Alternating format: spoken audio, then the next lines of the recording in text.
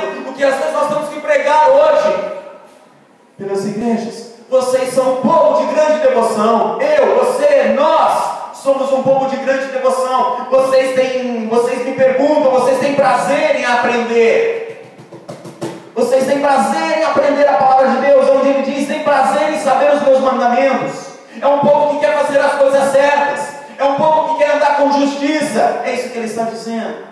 Pergunta-me pelos direitos da justiça. E no final do 2, tem prazer em se achegar a Deus. Que povo lindo. Agora olha como vai mudando o tom. Olha como Deus, Ele vai na origem, fala assim: não tem como você me enganar, diz Deus. Não tem como você me ludibriar. Eu ouço a tua voz e também leio o teu coração.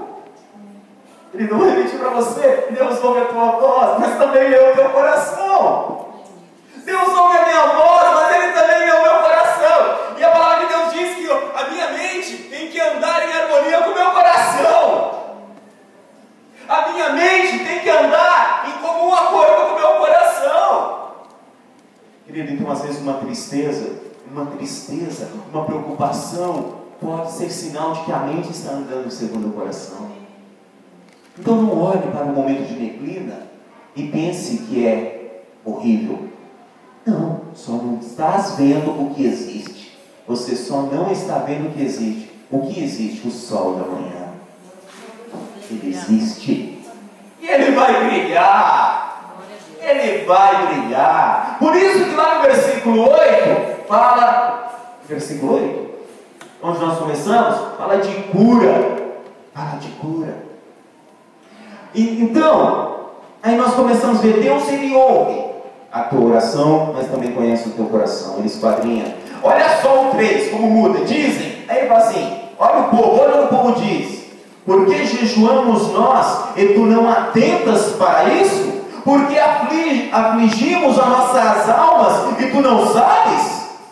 Contudo, no dia em que jejuais, prosseguis nas vossas empresas e explorai todos os nossos trabalhadores. Para contendas e debates jejuais, para ferides com o punho iníquo. Não jejueis como hoje, para fazer ouvir a vossa voz no alto.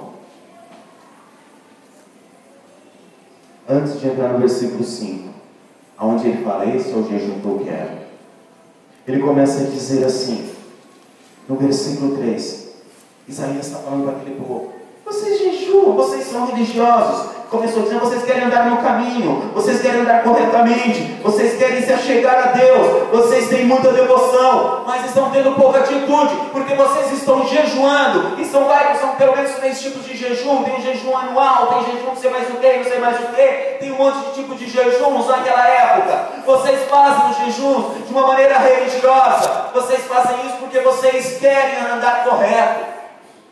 Mas depois que acaba o jejum, sabe o que vocês fazem? Oprime os seus funcionários, oprime o teu próximo, agride.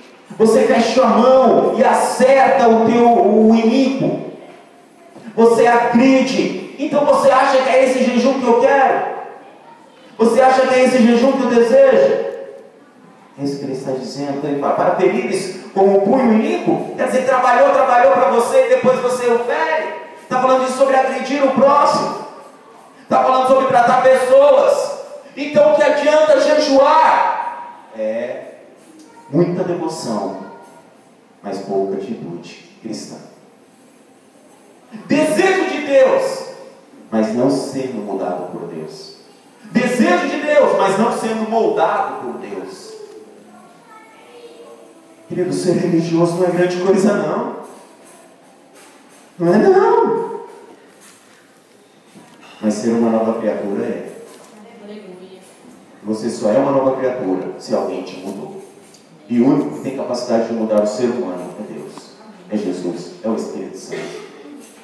Aí Isaías começa a falar de como Deus é, de como Ele gosta. Isaías continua sendo a boca de Deus além para aquele povo. Isaías continua mostrando para ele o que é a verdadeira adoração. Não apenas um ritual semanal. Um ritual semanal. Naquela semana eu faço alguns rituais religiosos, mas não tenho nenhum tipo de estilo de vida cristã. Está entendendo? Está compreendendo? Ele começa a falar, querido, a tua conduta não é só na igreja, é na casa, na sua casa, é na praça, nas praças da vida, nas ruas. Então Deus, Ele está naquele momento, através de Isaías, como o Espírito Santo na minha vida faz, como o Espírito Santo faz na sua vida. Estou ouvindo a tua palavra, estou ouvindo a tua voz, estou ouvindo a tua oração, mas eu quero ler também o teu coração. Quero ler o teu coração. Nenhuma pessoa dentro dessa igreja, nenhum de vocês consegue ler o meu coração. E eu não consigo ler o coração de nenhum de vocês. Podemos até ter uma familiaridade com algumas pessoas. Falar, o pastor está assim, o irmão está desse jeito. Temos tons de discernimento por causa de uma situação que está vivendo, por causa daquilo que Deus quer revelar. Mas Deus esquadrinha o teu coração 24 horas por dia. Não te preocupe com o que os outros pensam de você. Se preocupe com o que Deus pensa de você. Amém? Glória a Deus. Você não é o que os outros querem que você seja. Amém? Eu não sou o que os outros querem que eu seja. Mas eu sou o Nilson e não tem outro sobre a face da terra. Você é o presbítero Fabiano, ou melhor, perdão, tira a palavra presbítero. Você é o Fabiano, como eu sou o Nilson. Como cada um é um. E não tem outro igual. E Deus quer agir em você como você é. Ninguém molda ninguém. Só Deus. Amém? No estilo dele. Aí Deus continua, através de Isaías, no versículo, onde paramos? No 5, Aí Deus fala assim: é este o jejum que eu escolhi? Que o homem um dia aflige a sua alma, inclina a sua cabeça com o junco e estenda debaixo de si saco de cinza? É isto que chamas de jejum e dia aprazível ao Senhor? Ele fala assim: um dia você está ali na igreja, orando, jejuando, pulando em línguas, falando várias coisas, sendo espiritual, como disse o pastor outro dia, às vezes andando até de ladinho assim, sapatinho de povo, andando de uma maneira bem espiritual, uma linguagem assim bem crente, Porém, mal chegou em casa, às vezes no trânsito, eu não estou atacando ninguém, eu estou me chamando à reflexão, querendo dizer que o que Deus produz na minha vida vai além do culto semanal. É isso, é só isso. Vai além do culto semanal. Oh Deus. E ele fala: é isso que eu quero? No versículo 5, no 6 ele começa a dizer o que ele quer. Não é esse o jejum que escolhi? Aí Deus começa a revelar o tipo. Como você acha que é o tipo de jejum que Deus escolhe? Olha só no versículo 6. Não é este o jejum que escolhi? Que solte as ligaduras da impiedade, que desfaças as ataduras do jugo, e que deixes livre os quebrantados, e que despedaces todo o jugo? Não é também que repartas o teu pão com o faminto, e recolhas em casa os pobres desterrados? Os pobres desterrados são pessoas que perderam terrenos e casas, foram confiscadas naquela época porque andaram com Cristo Jesus, ou perderam porque não fizeram bons negócios. Não é nem porque andaram com Cristo Jesus, retiro essa palavra, é porque pessoas que não foram providos, vitoriosos financeiramente como alguns outros. Então ele está dizendo: não se veja o maioral, não se veja o maior. Por isso que ele fala, e não é esse o jejum que eu quero, que no final do versículo 7, e recolhas em casa os pobres desterrados, foram os que perderam terrenos e casas, foram confiscados, e vendo o nu, cubras, e não te escondas do teu próximo. Não é esse? Igreja, o versículo 5 e 6 está mostrando um pouco do que é um jejum real e verdadeiro. Pastor, pastor dizer que não precisamos jejuar? Sim, jejue. Sim, conforme Deus te põe no coração de jejuar, para uma intimidade tua com Deus. O jejum é para gerar uma intimidade tua com Deus. Mas não esqueça destas coisas. No versículo 8, então, se você fizer os 6 e o 7, então romperá a tua luz como a alva. Oh, aleluia! E a tua cura apressadamente brotará, e a tua justiça irá diante da tua face, e a glória do Senhor será a tua retaguarda. Então clamarás, e o Senhor te responderá. Gritarás, e Ele dirá: eis-me aqui. Eu consigo observar, eu consigo ouvir, sentir que o Espírito Santo de Deus está querendo dizer assim: os resultados vêm. Os resultados vêm quando há adoração e quando há serviço. Se você foi um bom observador e deixou que o Espírito Santo ministrasse em você, nesse período de mensagem até agora, você percebeu que nos versículos iniciais falava de adorar a Deus, e nos versículos 6 e 7 falava como você deve proceder.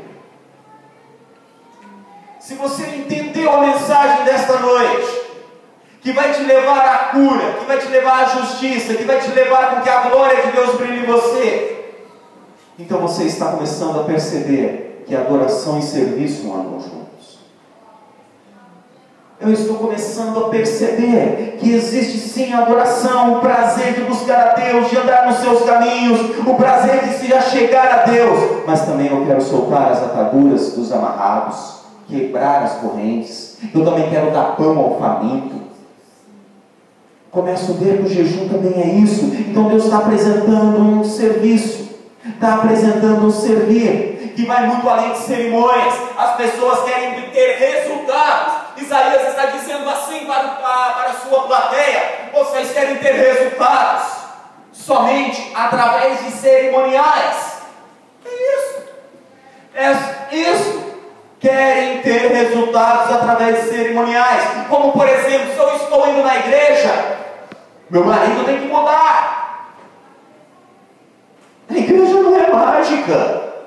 Nós não damos água benta, nem nada para você colocar na comida dele, não. Ah, eu estou indo na igreja, então eu tenho que prosperar. Não, querido. Não.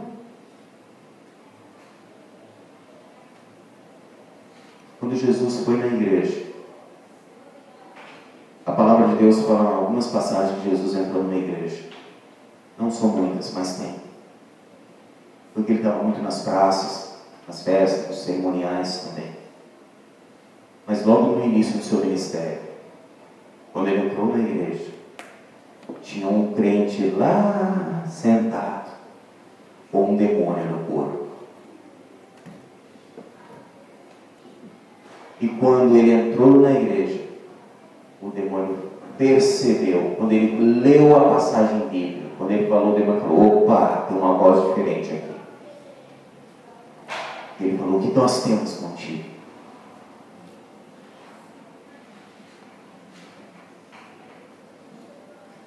A igreja, o estar na igreja, só pode aumentar o julgamento de Deus comigo e com você no dia que Ele for nos julgar. Ele pode chegar e dizer assim: e aí, camarada? E aí, meu irmão? Aí, minha irmã? Não sei que linguagem ele vai usar, não sei se ele vai me falar. Vem cá, você estava na igreja, quantas mensagens, quantos sermões, quantas palavras, você querendo achar a solução de algo e nem percebia que você só queria a solução e não o solucionador.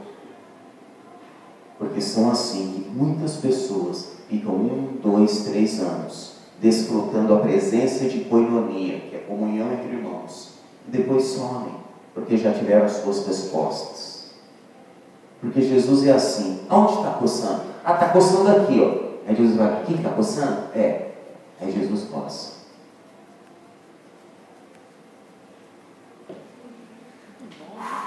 Aí Jesus fala assim, tá bom? Passou a coceira? Solucionou? Passou. Obrigado, Jesus.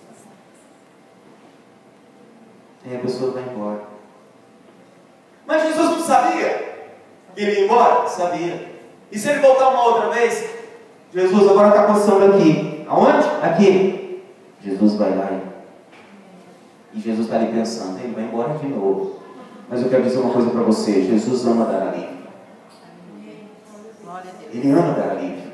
Ele ama dar alívio, e Ele vai te dar alívio sempre que você buscar. Que nós, igreja, aprendamos a ser assim, né? Então essa mensagem, esse sermão, não é para falar para aqueles que pararam, que se desviaram e afastaram. Não. É para falar que eu tenho que pensar assim, estou pronto para te servir. Eu não sei. Nós, igreja, temos que estar assim, estamos prontos para te servir. E se você vai ficar ou não, não vem ao caso. Mas estamos aqui para te servir. Mas o que nós queríamos mesmo é que você se tornasse um servidor, um servo, como nós somos. É isso que Isaías está falando para a sua plateia. É exatamente isso. Muitos rituais, muito barulho, muitas festas, muita devoção, mas pouca vida. Pouca vida. E ele está apresentando no versículo 8, onde nós iniciamos, que Ele quer nos curar apressadamente, que a cura apressadamente brotará.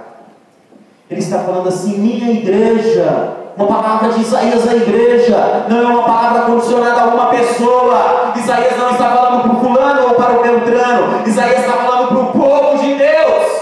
Essa mensagem não é somente para o ciclano aqui, é para todo o povo de Deus. Eu quero curá-los apressadamente, e quero ver a minha justiça brilhar em vocês apressadamente, e a minha glória sobre vocês, e eu continuo garantindo a retaguarda. Anda, que eu estou na retaguarda. Aleluia. E quando você falar, Senhor, Ele vai dizer, eis-me aqui. Eis-me aqui. Olha o versículo, no final do versículo 9. Então clamarás, e o Senhor te responde. Clamar, querido. Clamar é, oh Deus! Não estou falando de gritos, não é isso. Estou falando daquilo que sai lá da alma. Olha o problema, Senhor! Porque lá no céu não vai haver clamor, porque não vai haver os problemas. Mas a igreja tem que clamar. A igreja tem que clamar por aquele que se achega. A igreja tem que clamar por aquele que está vindo. A igreja tem que clamar pelo irmão que está ao nosso lado. Nós clamamos aqui às terças-feiras. Nós clamamos um pelo outro em nossas casas. E Deus deseja isso, porque Ele vai dizer, quando vocês clamarem, porque entenderam o que é jejum, eu vou dizer, eis-me aqui. Eis-me aqui. Aí Ele diz, se tirares, no final do versículo 9, aí começa os sis, os alerta, se tirares do meio de ti o jugo, o estender de dedo, é ele, é ela, foi ele, foi ela, olha o que ele está fazendo, olha o que ela está fazendo.